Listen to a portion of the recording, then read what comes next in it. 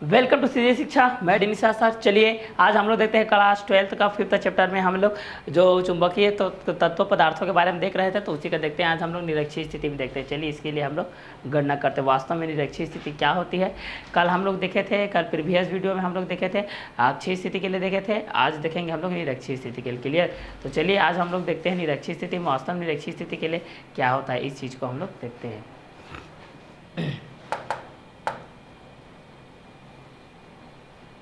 तो निरक्षीय स्थिति के लिए हम लोग देखते हैं। चलिए निरक्षीय स्थिति के लिए कि वास्तव में ये निरक्षीय स्थिति किस तरीके से होती है, इस चीज़ को हम लोग यहाँ पर देखेंगे और उस चीज़ की गणना को हम लोग अच्छे से करेंगे। चलिए तो निरक्षीय स्थिति की गणना हम लोग करते हैं। चलिए तो जब कोई बिंदु जिस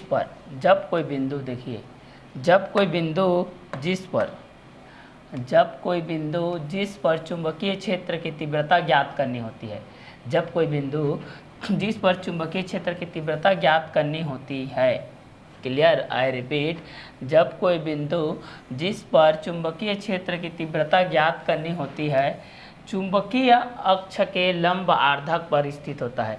चुंबकीय अक्ष के लंब आर्धक पर स्थित होता है। चुंबकीय अक्ष के लंब आर्धक पर स्थित होता है तो उसे चुंबक के सापेक्ष निरक्षीय स्थिति में है कहा जाता है। तो उसे चुंबक के सापेक्ष निरक्षीय स्थिति में है कहा जाता है। इसे गॉस की बी स्थिति भी कहते हैं। क्लियर? तो चलिए हम लोग आज देख रहे हैं निरक्षीय स्थिति के बारे में। किसके बारे में देख रहे हैं हम लोग?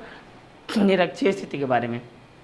तो जब कोई बिंदु जिस पर चुंबकीय क्षेत्र की तीव्रता ज्ञात करनी होती है चुंबकीय अक्ष के लंबार्धक पर होता है तो उसे चुंबक के सापेक्ष निरक्षीय स्थिति में है कहा जाता है। इसे गॉस की बी स्थिति भी कहते हैं। ठीक है? तो कोई भी बिंदु रहता है भाई, जब कोई बिंदु जिस पर चुंबकीय क्षेत्र की तीव्रता ज्ञात करनी होती है, इस तरीके से है। ये आप लोगों का NS है, ये आपका N है, ये आपका S है। इस तरह से बढ़ाएगा चुंबकीय अक्ष पर इस तरीके से स्थित है। क्लियर? लंबार्धक इस तरीके से ये D दूरी है, इसके बिंदु O है, इसके मध्य बिंदु से यहाँ तक की दूरी 2L है। यहाँ पर थीटा एंगल है, यहाँ पर B2 है, यहाँ पर B है, यहाँ पर B1 है, इसकी परिणामी तीव्रता। क्लियर? तो यहाँ पर बोल रहा है कि जब कोई बिंदु जिस पर चुंबकीय क्षेत्र की तीव्रता ज्ञात करनी होती है। क्लियर? तो जब कोई बिंदु जिस पर चुंबकीय क्षेत्र की तीव्रता ज्ञात करनी होती है बिंदु P पर D दूरी पर है तो चुंबकीय अक्ष के लंब आर्धक होता है। देखिए ये चुंबकीय अक्ष के क्या होता है? लंब आर्धक स्थित होता है। तो उसे चुंबक के सापेक्ष हम लोग निरक्षीय स्थिति में है बोलते हैं। चुंबक के सापेक्ष उसको हम लोग निरक्षीय स्थिति में है कहा जाता है। इसे गॉस बी की स्थिति भी कहते हैं।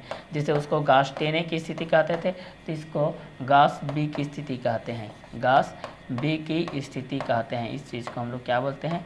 गॉस बी की स्थिति कहते हैं। क्लियर? तो जब कोई बिंदु जिस पर चुंबकीय क्षेत्र की तीव्रता ज्ञात करनी होती है चुंबकीय अक्ष के लंबार्धक पर स्थित होता है तो उसे हम चुंबक के सापेक्ष निरक्षीय स्थिति में है कहते हैं। क्लियर? इसे गॉस बी की स्थिति भी कहते हैं। तो ये था आप लोगों का निरक्षीय स्थिति। तो निरक्षीय स्थिति के लिए हम लोग व्यंजक व्युत्पन्न करेंगे। ये तो आपका बेसिकली डेफिनेशन बेस हो गया। अब हम लोग व्यंजक इसके लिए व्युत्पन्न करते हैं कि वास्तव में निरक्षीय स्थिति के लिए व्यंजक किस तरीके से होता है। तो मान लो NS एक दंड चुंबक है। यहाँ पर मान लेते हैं कि NS एक क्या है? दंड चुंबक है। मान लो NS एक दंड चुंबक है जिसकी प्रभावी लंबाई 2L है। जिसकी प्रभावी लंबाई क्या है आप लोगों की? 2L है तथा जिसकी ध्रुव प्राबल्य M है और प्रत्येक का ध्रुव का है।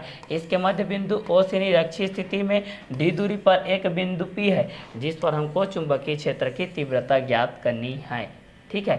तो मान लो NS एक क्या है? यहाँ पर मान लो NS एक दंड चुंबक है जिसकी प्रभावी लंबाई 2L है तथा M ध्रुव प्राबल्य है। इसके मध्य बिंदु O से D दूरी पर एक बिंदु P है जहाँ पर हमको चुंबकीय निरक्षीय स्थिति में D दूरी पर एक बिंदु P है जिस पर हमको चुंबकीय क्षेत्र की तीव्रता ज्ञात करनी है। तो चलिए निरक्षीय स्थिति के लिए हम लोग व्यंजक व्युत्पन्न करते हैं। वास्तव में निरक्षीय स्थिति में इसके लिए व्यंजक कितने के बेस पे आता है, चलिए आगे देखते हैं। परिणामी चुंबकीय क्षेत्र B की दिशा चुंबकीय अक्ष के समांतर उत्तरी ध्रुव की ओर होती है। चलिए अब यहाँ से व्यंजक का निर्माण करते हैं हम लोग। चलिए तो यहाँ से हम लोग देखते हैं व्यंजक। वास्तव में व्यंजक क्या होता है इस चीज़ को हम लोग देखते हैं। चलिए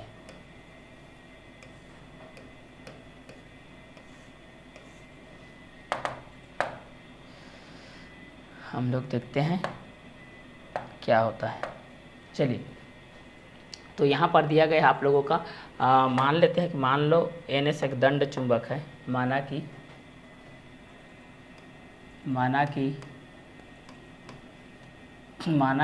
NS एक दंड चुंबक है, माना कि NS एक दंड चुंबक है, एक दंड चुंबक है जिसकी प्रभावी लंबाई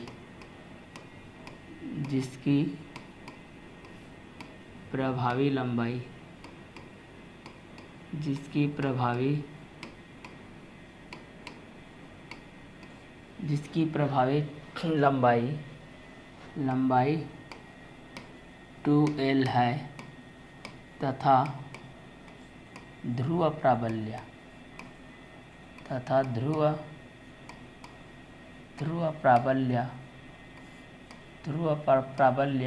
m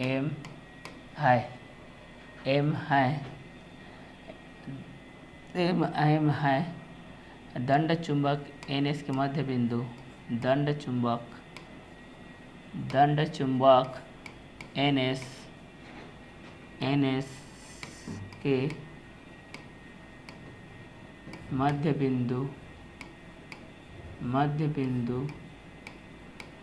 बिंदु O से निरक्षीय स्थिति में d दूरी पर, O से निरक्षीय स्थिति में d दूरी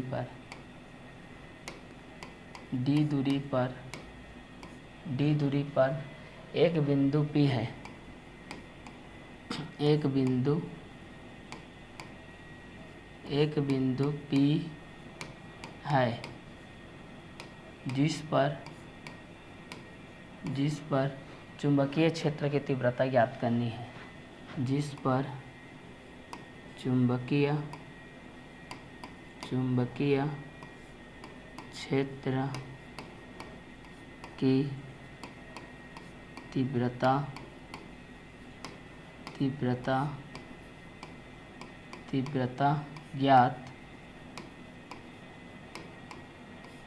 ज्ञात करनी है। क्लियर। तो माना कि NS एक दंड चुंबक है जिसकी प्रभावी लंबाई 2L है तथा ध्रुव प्राबल्य m है। दंड चुंबक NS के मध्य बिंदु O से निरक्षीय स्थिति में d दूरी पर एक बिंदु P है जिस पर चुंबकीय क्षेत्र की तीव्रता ज्ञात करनी है। प्रभावी लंबाई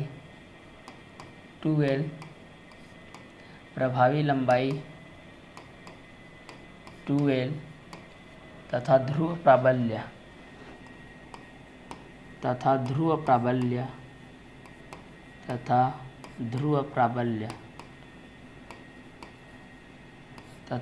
प्राबल्य m के गुणनफल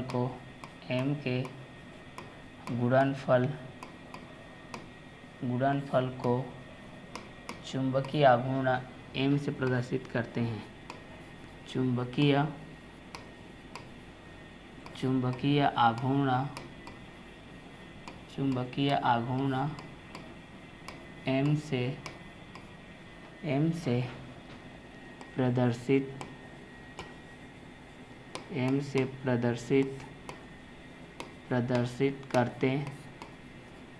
करते हैं।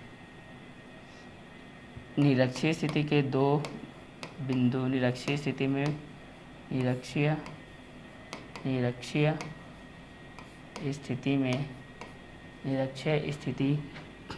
चुंबकीय क्षेत्र की तीव्रता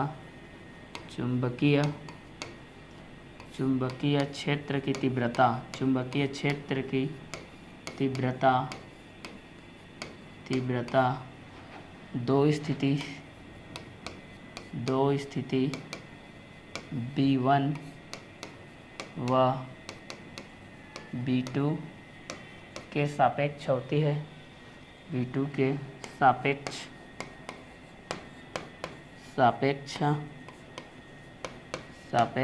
होती है जिसकी परिणामी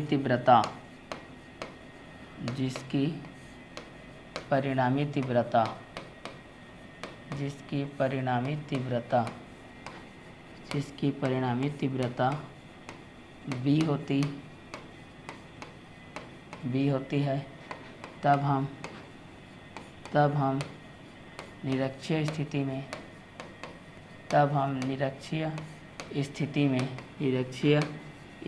में चुंबक NS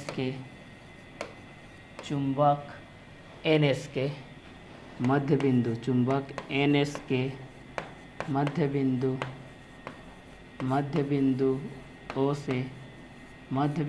O से D दूरी पर स्थित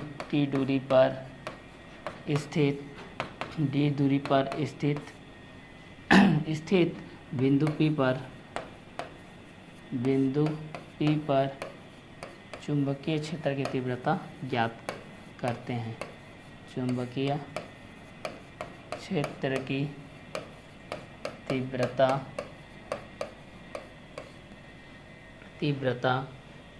ज्ञात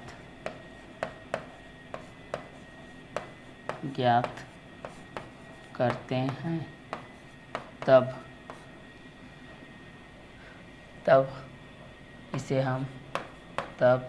इसे हम गॉस बी की स्थिति भी कहते हैं। गॉस बी की स्थिति भी कहते हैं। यह डी दूरी पर स्थित P के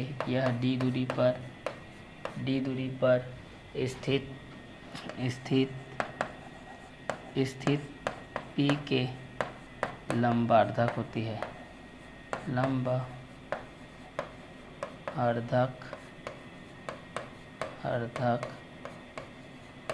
होती है। चलिए अब इस चीज़ को हम लोग 1 बाय 1 करके देखते जाते हैं। चलिए, परिणामी चुंबकीय क्षेत्र B की स्थिति चुंबकीय अक्ष के समांतर उत्तरी ध्रुव की ओर होती है। अब मानते हैं व्यंजक। माना कि NS एक दंड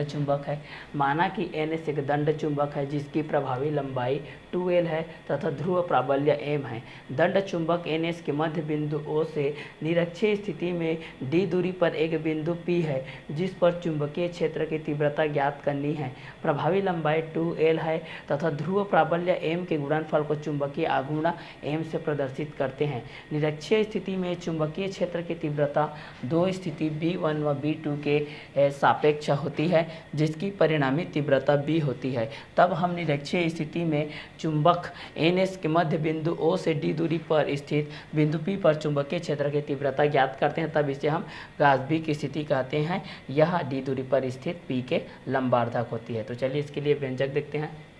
चलिए, तो पहला N और दूसरा S, इसके बेस पे हम लोग देखते हैं। चलिए आगे हम लोग देखते हैं इसके बेस पे हम लोग। तो इसके लिए व्यंजक, आप लोगों का डायग्राम कुछ इस तरीके से था। देखिए डायग्राम को इस तरीके से देखिए, डायग्राम कुछ इस तरीके से है आप लोगों का। ये इसका मध्य बिंदु D है, ये आपका N है, ये आपका S है, ये आपका B है, ये आपका B2 है, आपका B1 है। यहाँ से यहाँ तक की दूरी आपकी 2L है। ठीक है, ये आपका O बिंदु है, ये D दूरी पर है, यहाँ थीटा है। चलिए अब देखते हैं उत्तरी ध्रुव N के कारण। पहला उत्तरी ध्रुव N के कारण, उत्तरी ध्रुव N के कारण बिंदु P पर चुंबकीय क्षेत्र की तीव्रता,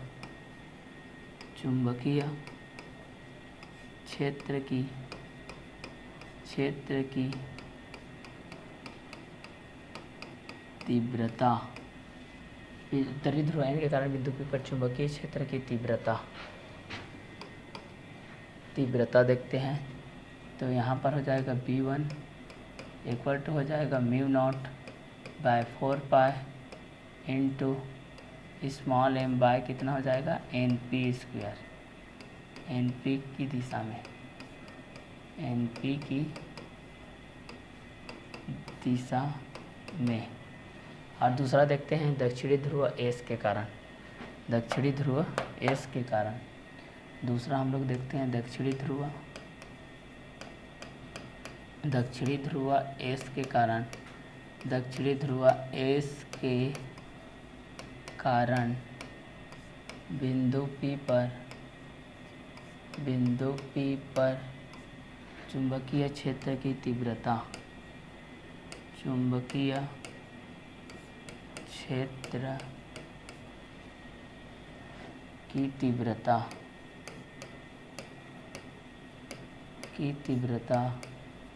V2 equal to mu not by 4 pi into m by SP square, SP की दिशा में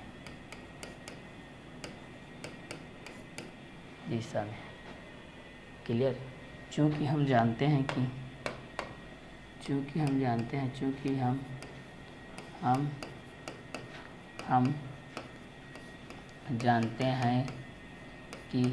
परिणामी तीव्रता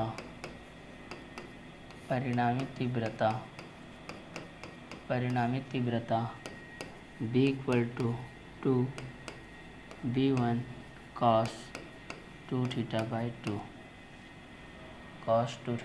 2, तब यहाँ हो जाएगा B equal to 2B1 mu not 4 pi into NP का स्क्वायर इंटू कॉस थीटा। समीकरण नंबर 1, ये 2 से कट जाता है। चूँकि समकोण त्रिभुज हम लोग ले लेते हैं। यहाँ पर समकोण त्रिभुज क्या ले लेते हैं, PON में समकोण त्रिभुज हम लोग ले लेते हैं PON में लेते हैं। PNS इक्वल टू होता है PNS equal to PSN equal to है आपका थीटा। क्लियर। तब PON में हम लोग लेते हैं इस तरीके से है आप लोगों का। PON में लेते हैं तो PN का वर्ग मतलब NP का वर्ग, कर्ण का वर्ग बराबर क्या हो जाएगा, लंब का वर्ग प्लस आधार का वर्ग, ये हो जाएगा।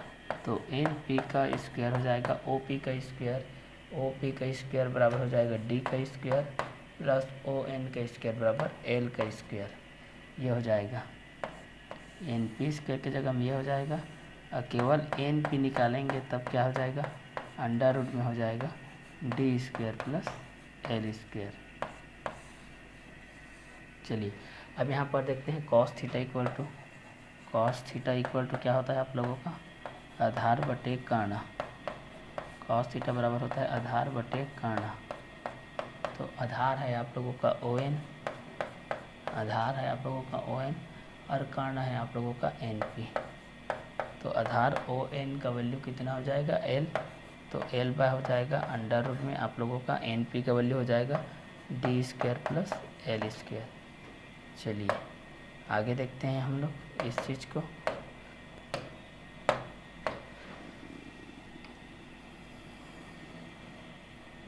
चलिए अब आगे देखते हैं। देखिए उत्तरी ध्रुव N के कारण देखिए उत्तरी ध्रुव N के कारण बिंदु P पर चुंबकीय क्षेत्र की तीव्रता B1 equal to mu not by 4 pi into NP square NP की दिशा में तथा दक्षिणी ध्रुव S के कारण बिंदु P पर चुंबकीय क्षेत्र की तीव्रता B2 equal to mu not by 4 pi into SP square SP की दिशा में। चूँकि हम जानते हैं कि परिणामी तीव्रता B equal to 2B1 cos 2 theta by 2 से कैंसिल हो जाएगा। B इक्वल टू हो जाएगा 2 into mu not by 4 pi into NP square into cos theta. Equation number first, चूँकि त्रिभुज PON में PNS equal to PSN equal to हो जाएगा आप लोगों का थीटा। तो यहाँ पर हो जाएगा NP स्क्वायर इक्वल टू हो जाएगा OP square plus ON square. तो समकोण त्रिभुज यहाँ पर देखते हैं इस चीज़ में। देखिए ये आपका P हो गया, ये आपका O हो गया, ये आपका N हो गया। इस तरीके से है। देखिए ये आपका N हो गया, ये आपका O हो गया, ये आपका P हो गया। यहाँ पर आपका ये आपका कर्ण हो गया और थीटा यहाँ पर बना है, इसलिए आप लोगों का लंब हो गया, ये आपका आधार हो गया। यहाँ से यहाँ तक की दूरी आपकी L है और ये है आपका D है।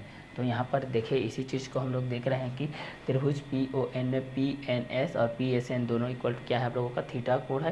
तब कर्ण का वर्ग NP का स्क्वायर इक्वल टू लंब का वर्ग OP का स्क्वायर प्लस क्या होता है ON का वर्ग आधार का वर्ग। तो यहाँ पर हो जाएगा NP का स्क्वायर बराबर OP का वैल्यू कितना है D है तो D का स्क्वायर हो जाएगा प्लस ON का स्क्वायर बराबर क्या हो जाएगा L का स्क्वायर। तो NP equal to under root D square plus L square cos theta equal to हो जाएगा आधार बटे कर्ण। आधार का वैल्यू ON है, कर्ण का वैल्यू NP है, इक्वल टू कितना हो जाएगा L by under root D square plus L square. Clear. तो ये आप लोगों को कॉस थीटा के बेस में था, कॉस थीटा बराबर आधार बटे कर्ण था। तो NP का स्क्वायर यहाँ पर लिए तो कर्ण का वर्ग बराबर लंबा का वर्ग प्लस आधार का वर्ग।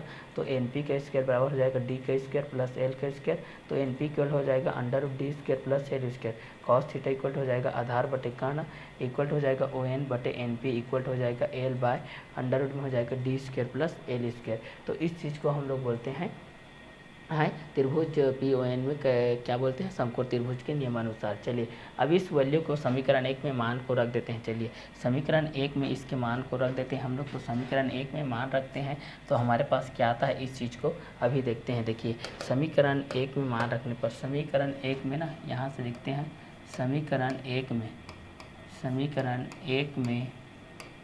1 में NP तथा कॉस थीटा का मान रखने पर तथा कॉस थीटा का मान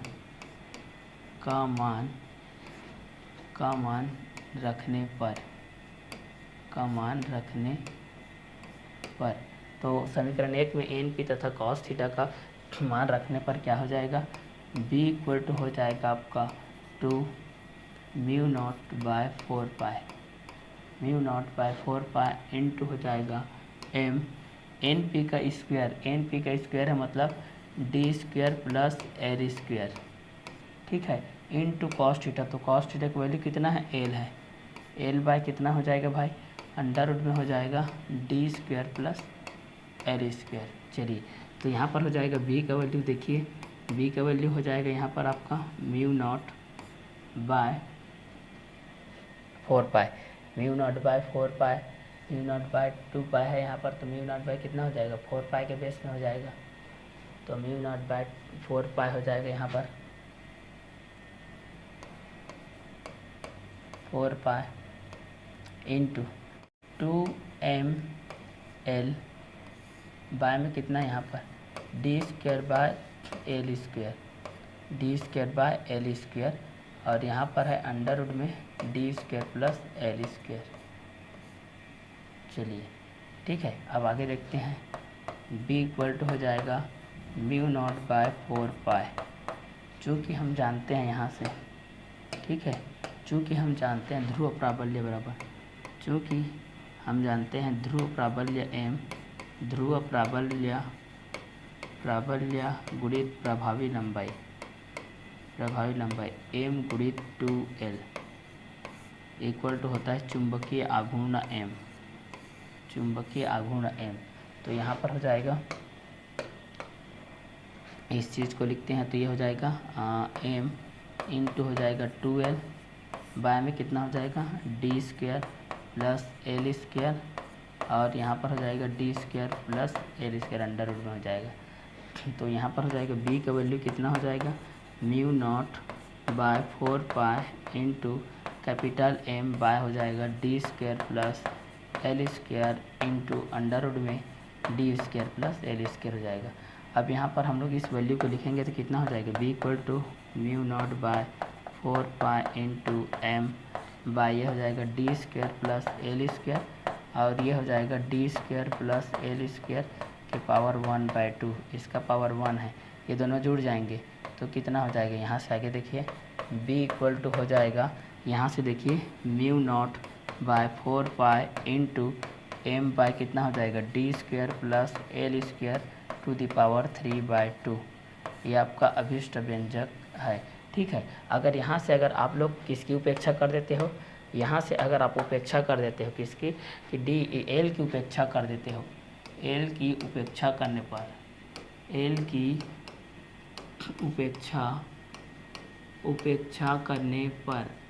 उपेक्षा करने पर मतलब D is very greater then L, तब क्या हो जाएगा B का वैल्यू हो जाएगा mu not by 4 pi into capital M by कितना हो जाएगा डी स्क्वायर आर के टू द पावर 3/2। 2 कटेगा तो बी का वैल्यू आएगा mu not by 4 pi into M by हो जाएगा डी क्यूब। ये आपका हो जाएगा अभिष्ट व्यंजक, निरक्षीय स्थिति का ये अभिष्ट व्यंजक है। निरक्षीय स्थिति में चुंबकीय क्षेत्र का, निरक्षीय स्थिति में चुंबकीय क्षेत्र का अभिष्ट व्यंजक,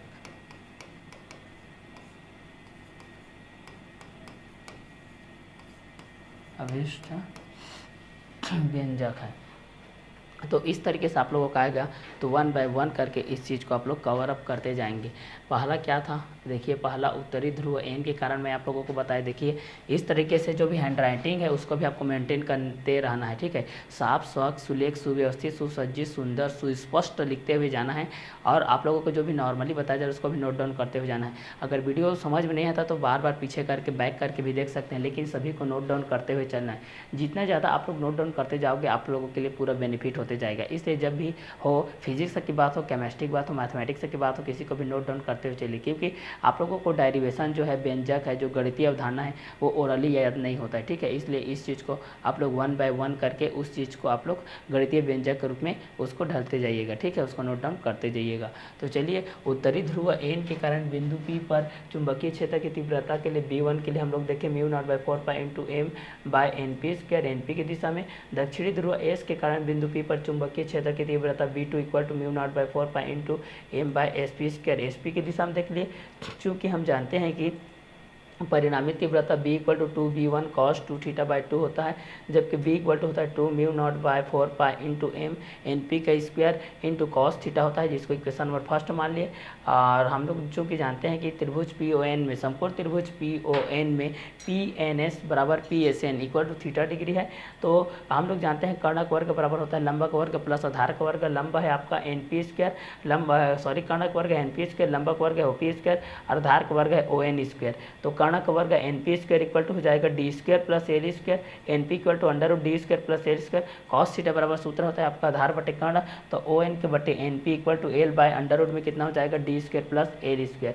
समीकरण 1 में NP तथा कॉस थीटा का मान रखते हैं, तो B इक्वल टू हो जाएगा 2 into mu not by 4 pi into M by D square plus L square into L by D square plus L square. तो B का जो वैल्यू आएगा वो क्या आएगा, mu not by 4 pi into 2ml by हो जाएगा D square plus L square, under root में हो जाएगा D square plus L square. तो बी इक्वल टू हो जाएगा mu not by 4 pi into M into 2l, by में हो जाएगा D square plus L square और अंडर रूट में हो जाएगा D square plus L square. तो बी का वैल्यू हो जाएगा mu not by 4 pi into capital M, क्योंकि ध्रुव प्राबल्य और प्रभावी लंबाई के गुणनफल को हम लोग कैपिटल एम चुंबकीय आघूर्ण बोलते हैं। बाय में हो जाएगा D square plus L square, under root में हो जाएगा D square plus L square. तो बी इक्वल टू हो जाएगा mu not by 4 pi into capital M by D square plus L square to the power 1, और ये हो जाएगा D square plus L square के पावर हो जाएगा 1/2।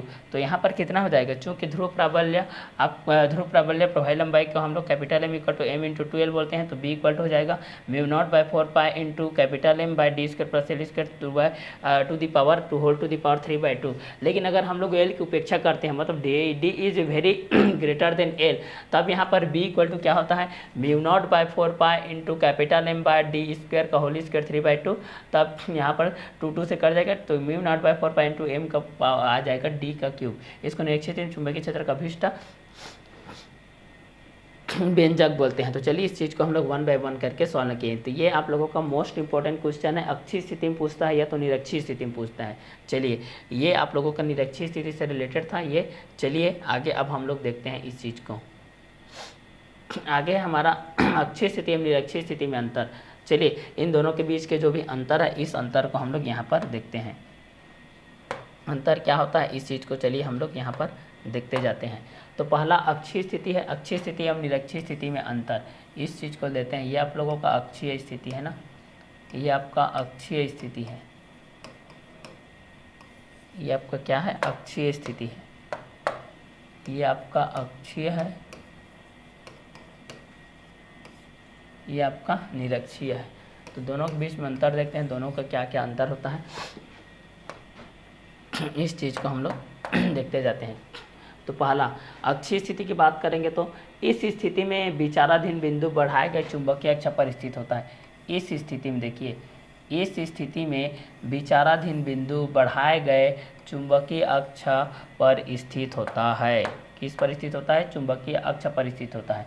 तो इस स्थिति में देखिए, इस स्थिति में विचाराधीन बिंदु बढ़ाए गए चुंबकीय अक्ष पर स्थित होते हैं। जैसे यहाँ पर बढ़ाए गए चुंबकीय अक्ष नहीं होता है आपका, इस तरीके से यहाँ पर आपका बी बिंदु था, यहाँ पर आपका एक बिंदु था, जहाँ पर प्लस क्यू एस, यहाँ पर माइनस क्यू एन, दोनों के बीच की प्रवाही लंबाई 2l इस तरीके से था। यहाँ से एक्स के मध्य बिंदु ओ से डी दूरी पर एक बिंदु पी है जिस पर चुंबकीय क्षेत्र की तीव्रता ज्ञात करनी होती है। इसने यहाँ पर बोला है कि फर्स्ट नंबर में ये बोला है कि इस स्थिति में विचाराधीन बिंदु मतलब जो विचार किए थे बढ़ाए गए चुंबकीय अक्ष पर स्थित होता है। जबकि निरक्षीय स्थिति में देखते हैं, निरक्षीय स्थिति में क्या होता है, इस स्थिति में विचाराधीन बिंदु चुंबकीय अक्ष के लंबार्धक होती है। चुंबकीय अक्ष क्या होती है? लंबार्धक होती है। इस तरीके से होती है। देखिए यहाँ पर डी ले लिया था, यहाँ पर आपका एन था, यहाँ पर आपका एस था, यहाँ पर थीटा एंगल, यहाँ पर थीटा एंगल, यहाँ पर बिंदु पी था, यहाँ पर B1, यहाँ पर बी और यहाँ पर था आपका B2, दोनों के बीच की प्रवाही लंबाई 2l ये था। ठीक है, तो इस स्थिति में विचाराधीन बिंदु चुंबकीय अक्ष के किस पर स्थित होती है? लंबार्धक पर स्थित होती है। इस स्थिति में विचाराधीन बिंदु चुंबकीय अक्ष के लंबार्धक पर स्थित होती है। जबकि अक्षीय स्थिति की हम लोग बात करेंगे तो अक्षीय स्थिति में क्या होती है भाई? इस स्थिति में विचाराधीन बिंदु बढ़ाए गए चुंबकीय अक्ष पर स्थित होती है। जबकि निरक्षीय स्थिति में इस स्थिति में विचाराधीन बिंदु चुंबकीय अक्ष के लंबार्धक पर स्थित होती है। तो ये था आप लोगों का अक्षीय स्थिति में निरक्षीय स्थिति में अंतर का फर्स्ट पार्ट, जिसमें यह बोला गया है कि अक्षीय स्थिति में इस स्थिति में अक्षीय स्थिति में बिंदु बढ़ाए गए चुंबकीय अक्ष पर स्थित होता है, जबकि निरक्षीय स्थिति में बिंदु चुंबकीय अक्ष के लंबार्धक पर स्थित होता है। चलिए सेकेंड पॉइंट की बात करते हैं। हमारा सेकेंड पॉइंट क्या है, इस चीज़ को देखते हैं। चलिए सेकेंड पॉइंट है हमारे पास, ये है आप लोगों का इस स्थिति में देखिए, यहाँ से देखते हैं इस स्थिति में निरक्षीय स्थिति की तुलना में निरक्षीय स्थिति की तुलना में मतलब अक्षीय स्थिति की तुलना निरक्षीय स्थिति की तुलना में हम लोग देखेंगे तो इस स्थिति में निरक्षीय स्थिति की तुलना में चुंबक के मध्य बिंदु से उतनी ही दूरी पर चुंबकीय क्षेत्र की तीव्रता लगभग दोगुनी होती है। इसमें आप लोगों को क्या आता है? μ0/4π × 2m आता है, 2m बाय क्या आता है? d³ आता है। और जबकि इसमें क्या आता है भाई? μ0/4π × m/d³ ये आता है। इसीलिए बोल रहा है कि इसका क्या होता है? दोगुना होता है। तो इसी चीज़ को बोल रहा है कि अक्षीय स्थिति में इस स्थिति में निरक्षीय स्थिति की तुलना में चुंबक के मध्य बिंदु से उतनी ही दूरी पर चुंबकीय क्षेत्र की तीव्रता क्या होती है? लगभग दोगुनी होती है। जबकि निरक्षीय स्थिति में क्या होती है? देखिए निरक्षीय स्थिति में ये बोल रहा है कि इस स्थिति में अक्षीय स्थिति की तुलना में इस स्थिति में मतलब निरक्षीय स्थिति में अक्षीय स्थिति की तुलना में चुंबक के मध्य बिंदु से उतनी ही दूरी पर मतलब डी दूरी पर ये भी था, डी दूरी पर आपका ये भी था। ठीक है, तो ये आपका क्या होता है? इस स्थिति में निरक्षीय स्थिति की तुलना में अक्षीय स्थिति के चुंबक के मध्य बिंदु से उतनी ही दूरी पर चुंबकीय क्षेत्र की तीव्रता लगभग क्या होती है? दोगुनी होती है, मतलब 2m होता है। देखो लेकिन इस निरक्षीय स्थिति में अक्षीय स्थिति की तुलना में चुंबक के मध्य बिंदु से उतनी ही दूरी पर d = चुंबकीय क्षेत्र की तीव्रता क्या होती है? लगभग आधी होती है। 2m है तो 2m का आधा क्या हो जाएगा? आपका m हो जाएगा। ठीक है, इसलिए यह क्या होती है? लगभग आधी होती है बोल रहा है। तो पहला क्या था कि इस स्थिति में विचाराधीन बिंदु बढ़ाए गए चुंबकीय अक्ष पर स्थित होता है, जबकि इस स्थिति में विचाराधीन बिंदु चुंबकीय अक्ष के लंबार्धक स्थित होता है। दूसरा क्या पढ़े हम लोग अक्षीय स्थिति में कि इस स्थिति में निरक्षीय स्थिति की तुलना में चुंबक के मध्य बिंदु से उतनी ही दूरी पर चुंबकीय क्षेत्र की तीव्रता लगभग क्या होती है? दोगुनी होती है। जबकि निरक्षीय स्थिति में क्या पढ़ते हैं? इस स्थिति में अक्षीय स्थिति की तुलना में चुंबक के मध्य बिंदु से उतनी ही दूरी पर चुंबकीय क्षेत्र की तीव्रता क्या होती है? लगभग आधी हो जाती है। तो ये था अक्षीय स्थिति, ये था निरक्षीय स्थिति। थर्ड कंटेंट को देखते हैं। थर्ड कंटेंट क्या है हमारे पास? थर्ड है कि इस स्थिति में परिणामी चुंबकीय क्षेत्र की दिशा, इस स्थिति मतलब अक्षीय स्थिति में इस स्थिति में मतलब अक्षीय स्थिति में परिणामी चुंबकीय क्षेत्र की दिशा में चुंबकीय अक्ष के अनुदिश एस ध्रुव, चुंबकीय क्षेत्र के अनुदिश एस ध्रुव साउथ आपका एन ध्रुव की ओर होती है, मतलब एस से एन की तरफ होती है। कहाँ से होती है? एस से किस तरफ होती है? एन की तरफ होती है। ठीक है, तो इस स्थिति में अक्षीय स्थिति में जो परिणामी चुंबकीय क्षेत्र की जो दिशा होती है, अक्षीय स्थिति में परिणामी चुंबकीय क्षेत्र की जो दिशा होती है वह चुंबकीय अक्ष के अनुदिश एस ध्रुव से एन ध्रुव की ओर होती है। जबकि निरक्षीय स्थिति में इस स्थिति में परिणामी चुंबकीय क्षेत्र की चुंबकीय क्षेत्र की दिशा चुंबकीय अक्ष के समांतर एन ध्रुव से, चुंबकीय अक्ष के समांतर देखिए एन ध्रुव से किसकी तरफ होती है? एस की तरफ होती है। एन ध्रुव से किसकी तरफ होती है? एस की तरफ होती है। जबकि इसमें क्या होता है? एस से एन की तरफ होता है। ये एस भाई साहब है, ये आपका एन भाई साहब है। ठीक है, जबकि निरक्षीय स्थिति में क्या होती है? निरक्षीय स्थिति में परिणामी चुंबकीय क्षेत्र की दिशा चुंबकीय अक्ष के समांतर एन ध्रुव से एस ध्रुव की ओर होती है।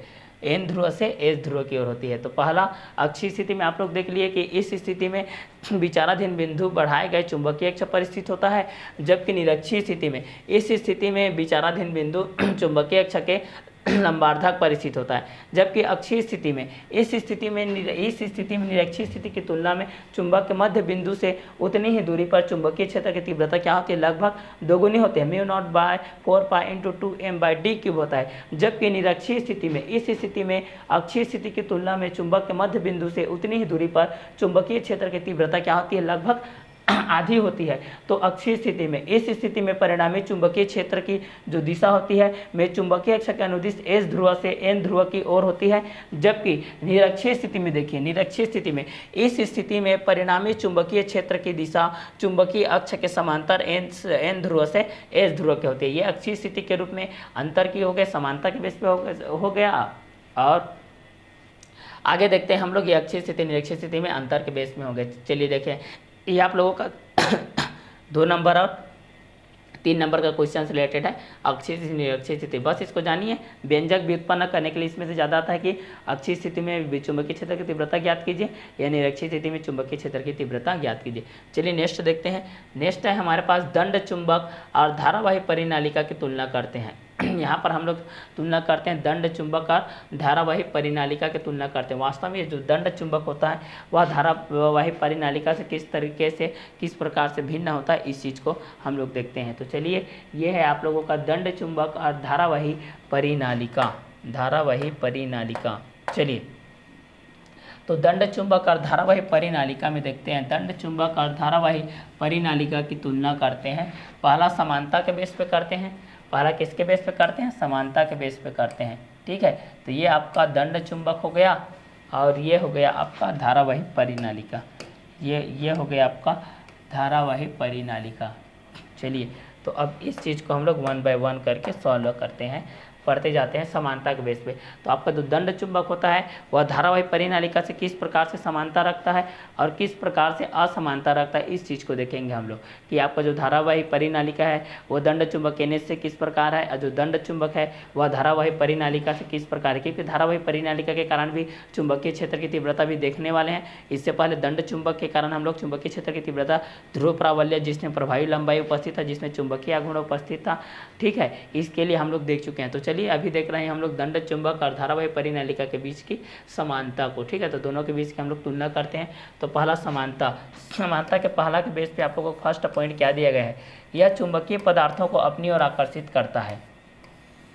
जो दंड चुंबक होता है वह चुंबकीय पदार्थों को अपनी तरफ क्या करता है? अट्रैक्शन, अपनी तरफ क्या करता है? आकर्षण करता है। अपनी तरफ क्या करता है? आकर्षित करता है, मतलब आकर्षण करता है। सीधी सी बात है। ये चुंबकीय पदार्थों को, जैसे चुंबकीय पदार्थों के बीच में ऐसे करके आप लोग पास ले जाते हैं तो चुंबकीय क्षेत्र को, पदार्थों को अपनी ओर आकर्षित करता है। जबकि धारावाही परिनालिका क्या बोल रहा है? यह चुंबकीय पदार्थों को अपनी ओर आकर्षित करता है। यह भी चुंबकीय पदार्थों को अपनी ओर क्या करती है? आकर्षित करती है। तो ये आपको धारावाही परिनालिका के लिए हो गया पहला पॉइंट। यह चुंबकीय पदार्थों को अपनी ओर आकर्षित करती है। यह भी चुंबकीय पदार्थों को अपनी ओर क्या करती है? आकर्षित करती है। ये भी आकर्षित करता है, ये भी आकर्षित करता है। ठीक है, दंड चुंबक भी आप लोगों को चुंबकीय पदार्थों को अपनी ओर आकर्षित करता है। धारावाही परिनालिका भी चुंबकीय पदार्थों को अपनी ओर क्या करता है? आकर्षित करता है। दूसरा देखते हैं दूसरा है दंड चुंबक। स्वतंत्रता पूर्वक लटकाने पर दंड चुंबक उत्तर दक्षिण दिशा में ही ठहरता है, हमेशा एन एस दिशा में ही ठहरता है। ठीक है, यहाँ पर एन एस दिशा में ही क्या करेगा, ठहरेगा, रुकेगा। तो स्वतंत्रता पूर्वक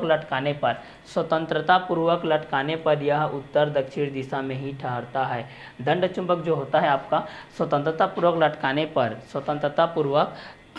पर यह उत्तर दक्षिण दिशा में ही ठहरता है। दंड चुंबक जो होता है वो आपका स्वतंत्रता पूर्वक लटकाने पर यह हमेशा उत्तर दक्षिण दिशा में ही ठहरता है। और जब धारावाही परिनालिका की बात करते हैं, धारावाही परिनालिका की बात करेंगे तो इसे भी स्वतंत्रता पूर्वक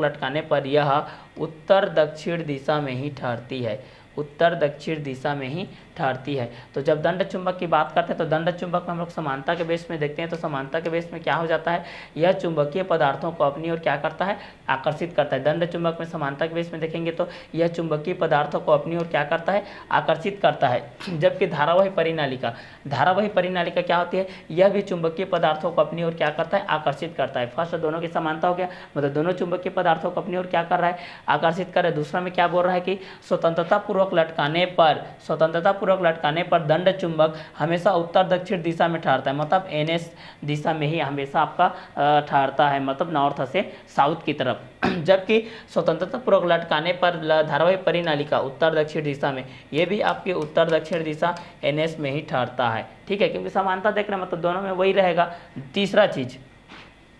तीसरा चीज़ हम लोग देखते हैं, थर्ड चीज़ क्या है आप लोगों का, इसका थर्ड कंटेंट क्या है।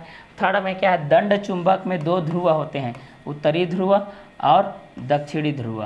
ठीक है, दंड चुंबक में आपके दो ध्रुव होते हैं, पहला होता है आपका एन और दूसरा होता है आपका एस। इस पर दो ध्रुव होते हैं आपका। दंड चुंबक में दो ध्रुव होते हैं, पहला उत्तरी ध्रुव और दूसरा क्या है आप लोगों का, दक्षिणी ध्रुव। चलिए, तो ये थर्ड कंटेंट है आप लोगों का। दंड चुंबक में कितने ध्रुव होते हैं बोलने से, दो ध्रुव होते हैं, पहला उत्तरी ध्रुव दूसरा दक्षिणी ध्रुव। धारावाही परिनालिका के लिए देखते हैं, धारावाही परिनालिका के सभी दो ध्रुव होते हैं, धारावाही परिनालिका के भी दो ध्रुव होते हैं। इसके भी कितने ध्रुव होते हैं, दो ध्रुव होते हैं, जबकि इसके भी कितने ध्रुव होते हैं, दो ध्रुव होते हैं। तो फर्स्ट क्या था, दंड चुंबक चुंबकीय पदार्थों को अपनी ओर आकर्षित करता है और धारावाही परिनालिका यह भी चुंबकीय पदार्थों को अपनी ओर आकर्षित करता है। बार बार रिपीट कर रहा हूँ, थर्ड से सेकंड की तरफ जा रहा हूँ, सेकंड से फर्स्ट, फर्स्ट से आ रहा हूँ। बार बार बोलने का तात्पर्य यह है कि आप लोगों का माइंड भी सेट हो जाए। जब भी याद करते हैं ऐसे याद कीजिए, पहला याद कीजिए फिर दूसरा की तरफ आइए, दूसरा याद हो जाए तो फिर पहला दूसरा को बोलिए, फिर तीसरा में आ जाइए, पहला दूसरा तीसरा आ जाएगा, फिर चौथा में आइए। दूसरा क्या बोल रहा है, स्वतंत्रता पूर्वक लटकाने पर, किसको लटकाने पर, दंड चुंबक को। स्वतंत्रता पूर्वक लटकाने पर दंड चुंबक सदैव उत्तर दक्षिण दिशा में ठहरता है, जबकि धारावाही परिनालिका इसे भी स्वतंत्रता पूर्वक लटकाने पर यह सदैव उत्तर दक्षिण दिशा में ही ठहरता है। चलिए, दंड चुंबक में दो ध्रुव होते हैं, उत्तरी ध्रुव और दक्षिणी ध्रुव। दंड चुंबक में दो प्रकार के ध्रुव होते हैं, आपका उत्तरी ध्रुव होता है और दक्षिणी ध्रुव। उसी प्रकार धारावाही परिनालिका में भी कितने प्रकार के ध्रुव होते हैं बोलने से, धारावाही परिनालिका में भी आपके दो प्रकार के ध्रुव होते हैं। अगला है फोर्थ नंबर क्या है, दंड चुंबकों के सजातीय ध्रुवों में प्रतिकर्षण तथा विजातीय ध्रुवों में आकर्षण होता है। विजातीय ध्रुव में क्या होता है, आकर्षण होता है। तो दंड चुंबकों के सजातीय ध्रुवों में आपका प्रतिकर्षण होता है, मतलब समान आवेश में, मतलब प्लस और प्लस में हो जाएगा प्रतिकर्षण, माइनस और माइनस में हो जाएगा प्रतिकर्षण।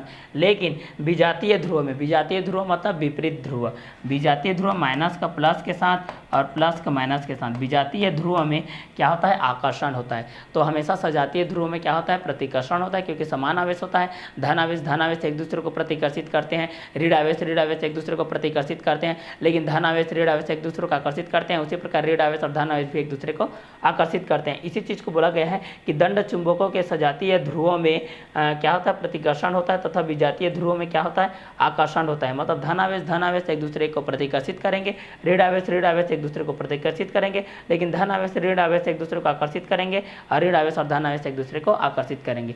चलिए, इस चीज़ को भी हम लोग देखते हैं।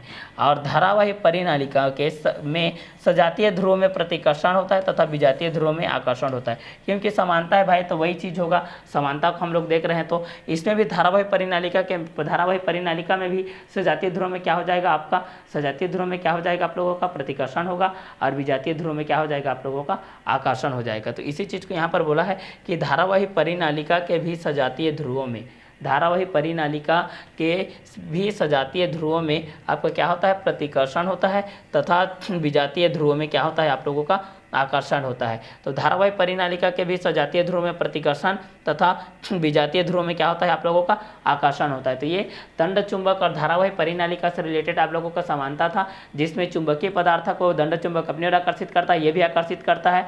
ये स्वतंत्र पूर्वक लटकाने पर यह NH ध्रुव में लटकता है, ये भी आपका NH ध्रुव में सदैव उत्तर दक्षिण दिशा में ठहरता है। इसके भी 2 ध्रुव होते हैं, उत्तरी ध्रुव, दक्षिणी ध्रुव, इसके भी 2 ध्रुव होते हैं। दंड चुंबकों को सजातीय ध्रुव में प्रतिकर्षण होता है और विजातीय ध्रुव में आकर्षण होता है। इसमें भी धारावाही परिनालिका में सजातीय ध्रुव में प्रतिकर्षण, विजातीय ध्रुव में क्या होता है, आकर्षण होता है। क्लियर। अगला है इसका असमानता को भी देखते हैं। यह प्रेरण की क्रिया प्रदर्शित करता है, ये समानता के बेस में था, आप लोगों का 5वां नंबर था। दंड चुंबक प्रेरण की क्रिया प्रदर्शित करता है, जो दंड चुंबक रहता है वह प्रेरण की प्रक्रिया क्या करता है, प्रदर्शित करता है। दंड चुंबक क्या करता है, प्रेरण की क्रिया प्रदर्शित करता है, और धारावाही परिनालिका भी प्रेरण की क्रिया क्या करती है, दर्शाती है। जो धारावाही परिनालिका भी होती है वह भी प्रेरण की क्रिया क्या करती है, दर्शाती है। तो दंड चुंबक के लिए आप लोग 5वां नंबर का जो समानता है उस चीज़ को देख सकते हैं कि यह प्रेरण की क्रिया प्रदर्शित करती है, और धारावाही परिनालिका भी प्रेरण की क्रिया क्या करती है, प्रदर्शित करती है। अब हम लोग देखते हैं असमानता को। अब हम किसको देखते हैं, हम लोग असमानता को। वास्तव में इसकी समानता तो देख लिए, दोनों में क्या क्या चीज़ की समानता है। अब हम लोग देखते हैं असमानता को। वास्तव में असमानता क्या होती है, तो पहला है, देखिए दंड चुंबक जो कि आपकी NS इस तरीके से होती है, N और S। दंड चुंबक के सिरों पर चुंबकत्व अधिकतम, ठीक है। दंड चुंबक के सिरों पर चुंबकत्व अधिकतम तथा मध्य में चुंबकत्व न्यूनतम होता है। इसके सिरों पर यहाँ और यहाँ पर क्या हो जाएगा, अधिकतम हो जाएगा, हाईएस्ट, ठीक है। लेकिन इसका मध्य बिंदु यहाँ पर क्या हो जाएगा, न्यूनतम रहेगा, ठीक है। तो दंड चुंबक के सिरों पर चुंबकत्व क्या होता है, अधिकतम। दंड चुंबक के सिरों पर दंड चुंबक का चुंबकत्व कब अधिकतम होता है, बोलने से दंड चुंबक के सिरों पर उसका चुंबकत्व अधिकतम होता है, और उसके मध्य बिंदु पर क्या होता है, न्यूनतम होता है।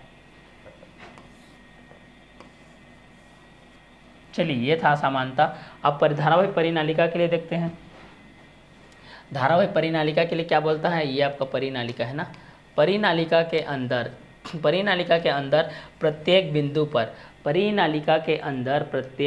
पर, किस पर, प्रत्येक बिंदु पर, परिनालिका के अंदर प्रत्येक बिंदु पर चुंबकत्व एक समान होता है, मतलब प्रत्येक बिंदु पर। जबकि यहाँ पर दंड चुंबक में क्या बोला, दंड चुंबक के सिरों पर चुंबकत्व अधिकतम होता है और उसके मध्य बिंदु पर न्यूनतम होता है। दंड चुंबक के सिरों पर चुंबकत्व अधिकतम होता है, लेकिन उसके मध्य बिंदु पर क्या होता है, न्यूनतम होता है। लेकिन ये इसका विपरीत है। क्या बोल रहा है, धारावाही परिनालिका के अंदर प्रत्येक बिंदु पर, धारावाही परिनालिका के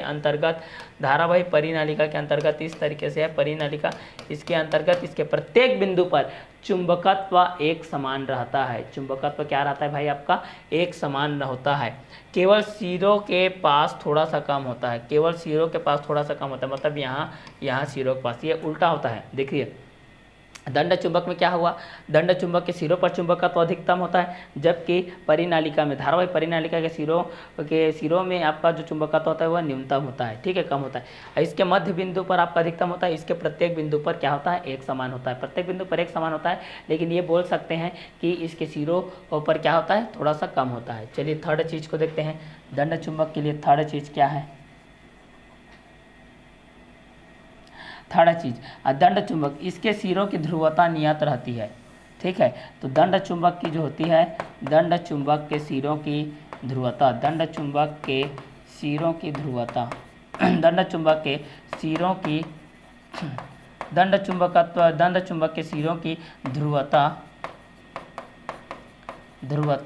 नियत रहती है। इसकी ध्रुवता क्या होती है, आपकी नियत रहती है। इसके सिरों की ध्रुवता आपकी क्या होती है, नियत होती है। तो दंड चुंबक के सिरों की ध्रुवता नियत रहती है। और धारावाही परिनालिका की बात करते हैं, तो धारावाही परिनालिका क्या हो जाएगा, इसके सिरों की ध्रुवता धारा प्रवाह की दिशा, इसके सिरों की ध्रुवता धारा प्रवाह की दिशा पर क्या करती है, निर्भर करती है। इसके जो सिरा होगा भाई, ठीक है, धारावाही परिनालिका की, धारावाही परिनालिका, परिनालिका की ध्रुवता, ध्रुवता धारा प्रवाह की दिशा में, धारा प्रवाह की दिशा पर निर्भर करती है। क्लियर। तो यहाँ पर बोल सकते हैं दंड चुंबक के लिए हम लोग क्या बोल सकते हैं कि दंड चुंबक इसके सिरों की ध्रुवता नियत रहती है, जबकि धारावाही परिनालिका, धारावाही परिनालिका के लिए बोलेंगे तो धारावाही परिनालिका के लिए बोलेंगे तो इसके सिरों की ध्रुवता धारा प्रवाह की दिशा पर क्या करती है, निर्भर करती है। और दंड चुंबक की बात करेंगे तो क्या हो जाएगा, दंड चुंबक की बात करेंगे तो यहाँ पर यह हो जाएगा कि 4th नंबर में इसकी चुंबकत्व स्थायी होता है। दंड चुंबक का चुंबकत्व क्या होता है, स्थायी होता है। तो यहाँ पर लिख सकते हैं दंड चुंबक का चुंबकत्व, दंड चुंबक का चुंबकत्व स्थायी होता है, जबकि इसका चुंबकत्व प्रवाहित धारा के मान पर, जबकि इसका चुंबकत्व प्रवाहित धारा के मान पर निर्भर करता है।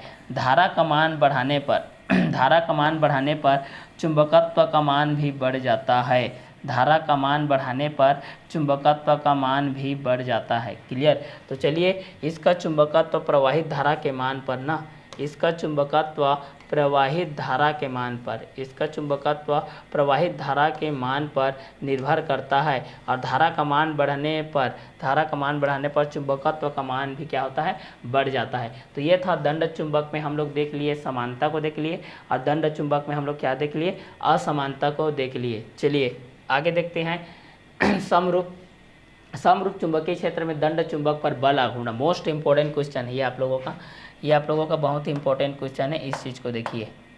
क्लियर। ये बहुत ही आप लोगों का इंपॉर्टेंट क्वेश्चन है, इंपॉर्टेंट क्वेश्चन के बेस पे इस चीज़ को देख लीजिए। समरूप चुंबकीय क्षेत्र में, समरूप चुंबकीय क्षेत्र में दंड चुंबक पर बल आघूर्ण।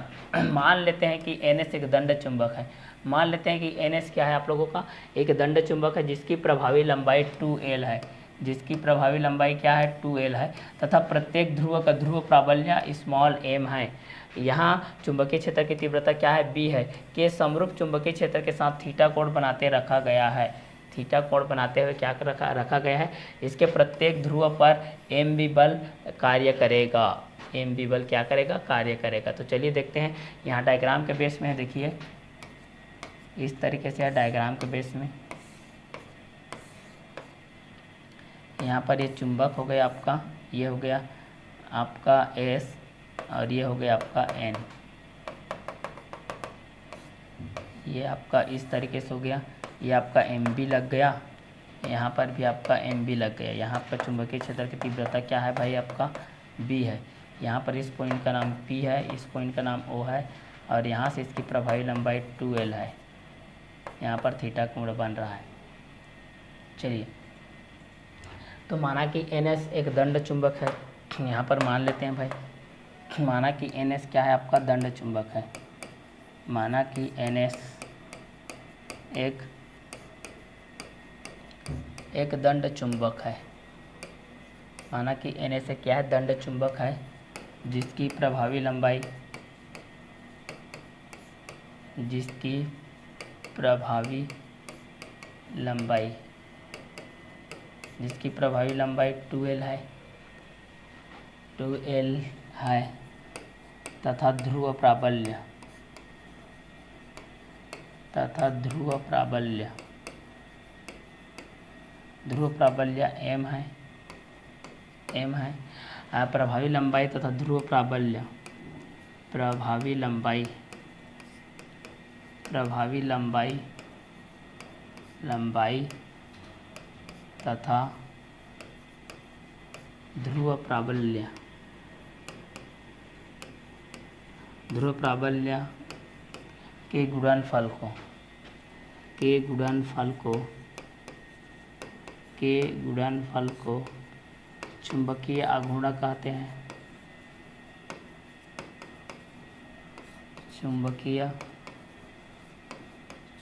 आघूर्ण, आघूर्ण कहते हैं, चुंबकीय आघूर्ण कहते हैं। ठीक है। तो यह चुंबकीय क्षेत्र B के, यह चुंबकीय क्षेत्र B के समरूप समरूप चुंबकीय क्षेत्र के साथ, समरूप चुंबकीय क्षेत्र के साथ थीटा कोण बनाते हुए थीटा कोण बनाते हुए रखा गया है। इसके प्रत्येक ध्रुव पर इसके प्रत्येक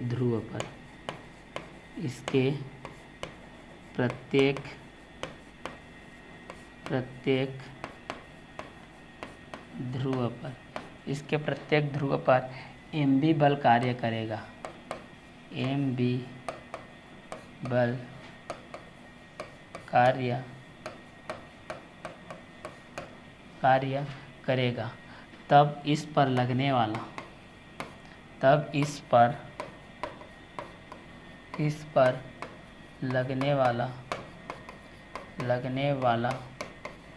बल आघूर्ण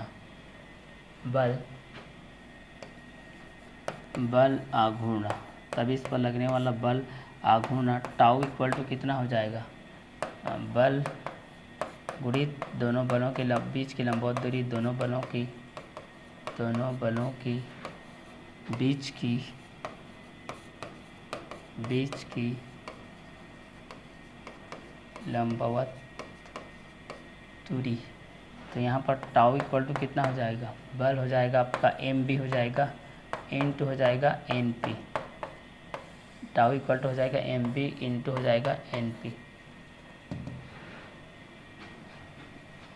आगे देखते हैं इस चीज़ को हम लोग क्या देख रहे हैं, समरूप चुंबकीय क्षेत्र दंड चुंबक पर बल आघूर्ण।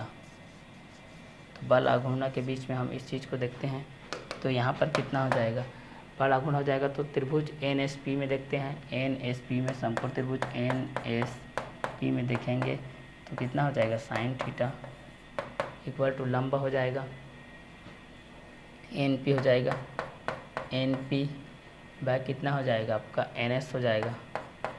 तो यहाँ पर कितना हो जाएगा, NP का वैल्यू हो जाएगा NS साइन थीटा और NS का वैल्यू है आपका 2L, तो NP का वैल्यू हो जाएगा आपका 2L साइन थीटा। अब यहाँ पर मान रखते हैं, समीकरण 1 में NP का मान रखने पर, समीकरण 1 में देखिए यहाँ पर टाउ इक्वल टू हो गया MB इंटू NP और त्रिभुज NSP इक्वल टू हो जाएगा sine theta equal to NP बाय NS। तो NP का वैल्यू हो जाएगा NS साइन थीटा, NP का वैल्यू हो जाएगा 2L साइन थीटा। तो समीकरण 1 में मान रखते हैं। चलिए समीकरण 1 में